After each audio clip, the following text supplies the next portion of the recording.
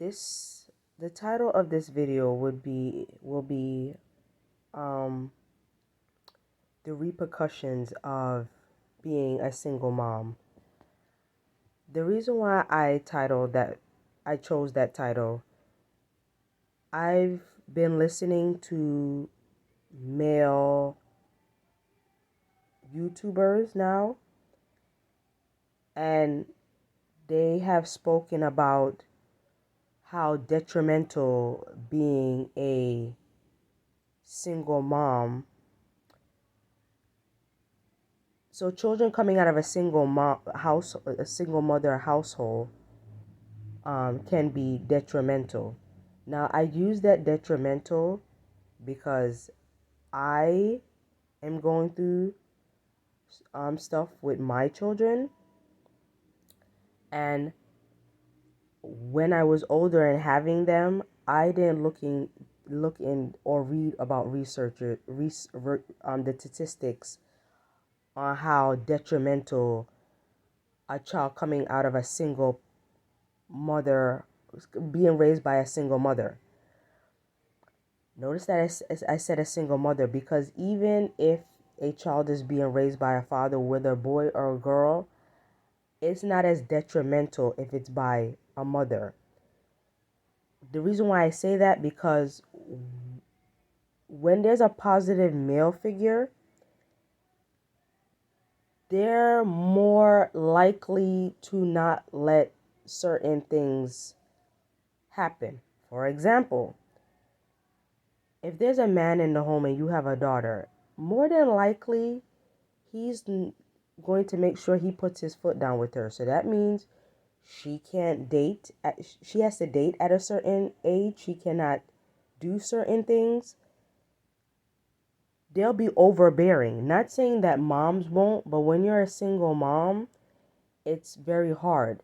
And then again, when you look at a male, usually some of them have this like stance about them. Like, males present strength, protection, and they have this firmness about them, whereas women, usually we are nurturing, we're gentle and whatnot. Now there are some women that can be tough, but that's not a lot of women.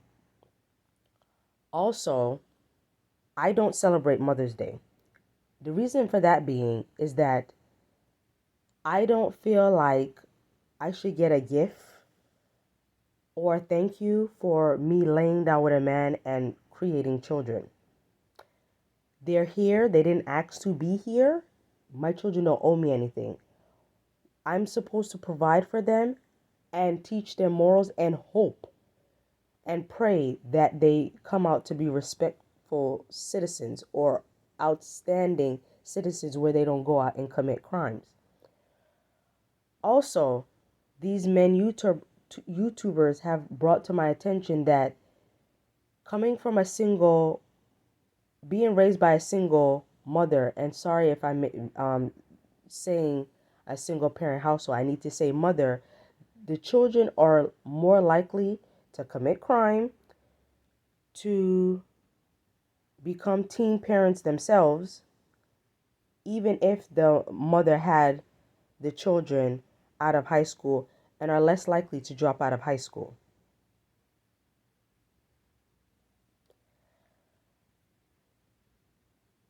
And I noticed that when there are mothers that have multiple children, either with the same men or different men, people are kind of afraid to kind of criticize her. And you don't want to blame somebody or belittle them, but that's not good. Granted, the single mother may get welfare benefits, and even if she's not on welfare, she may have to rely on family, relatives, and friends to help her raise those children. So now you're becoming a burden to other people.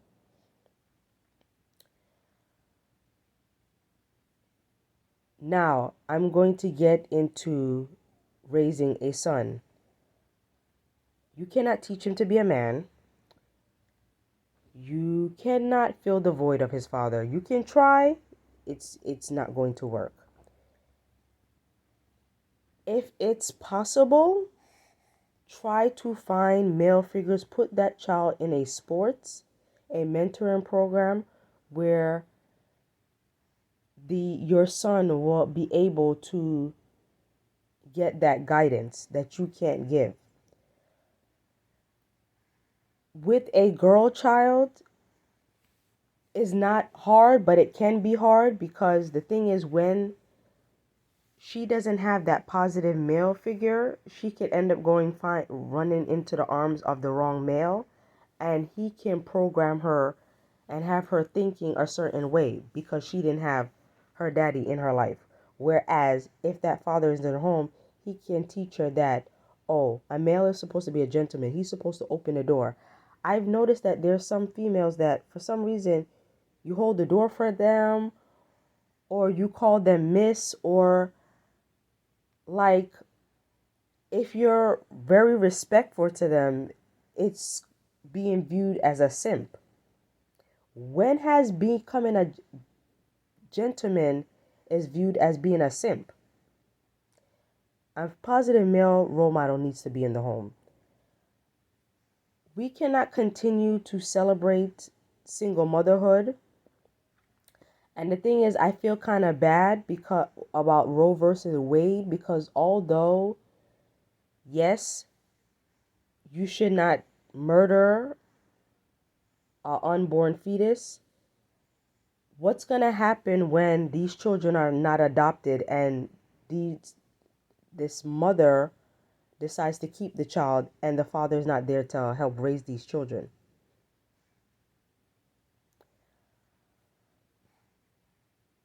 Females are to blame because at the end of the day, there's birth control and you can instruct the man to wear a condom or don't carry the baby. I've heard of stories of women saying, well, they get child support, but the man barely visits the child. Well, I'm pretty sure there were signs there when you were pregnant.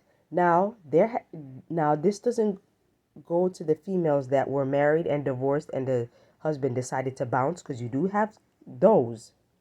And sometimes people will surprise you. But those that engaged in sex outside of marriage, I don't think you should complain or be shocked when the man decides he doesn't want to help you raise the child. Even if he stays there during the early stages of the child's life and decide to bounce, I don't think you need to be shocked because, again, there's a reason why you should marry before you carry. I'm doing this video because if I knew what I knew now, I would have made sure I would not have the amount of children I have or prevented that. And now that one of my children are a teenager, it is hard. Like when they're younger, they're more inclined to listen to you, but once they reach that preteen stage, teenage phase, the peer pressure is so strong, and if there's no male in that household, I know there's people that were raised by their grandmother plus their mom, but unfortunately, we don't have too many grandparents that want to take on a responsibility of raising children. And with COVID, the economy changing, is like everybody's just trying to survive. You have elderlies now that are working that should be retired. So it's like that community or that village is not there anymore. So since we know that, if it's possible, do not have children or marry before you carry. And if you do, have one. It is hard. And to continue of that cycle of having multiple children to get government assistance is not cute. Because at the end of the day, no amount of money in the world can help you raise those children. And when you're stuck with that child, or when the child is sick and you're trying to find a career or go to college after you've had the children, and you have to worry about your boss firing you because you have to take off of work, or the children are out of school for the summertime or during breaks, and you have to figure out what you're going to do when camp ends, or when daycare closes for a vacation or whatnot. To eliminate all that, is best if you can have two parents in the home, or find a way to co-parent with that other parent if you all separate or you all break up. But we women cannot do it alone. Please, if the man is positive, and notice that I said positive because you don't want to have anybody around your children, because I've hear too many stories about incest, and parents raping their children or putting their children in situations that are not healthy. But if that man is a good man, please have them around the children to raise. Do not be bitter. Put that bitterness aside. If he don't want you, leave him. But it is imperative that a man is in the household. It is detrimental to raise these children as a single parent. Do not do it. Please find resources and a village. It is detrimental. The statistics are there. Read upon it yourself. It is better to have two homes than one. Two incomes, two parents than one parent and one income. The statistics are there. Now, there are some stories where single parents were able to raise successful children, but those are slim. But times have changed. The economy has changed. Those stories are very rare.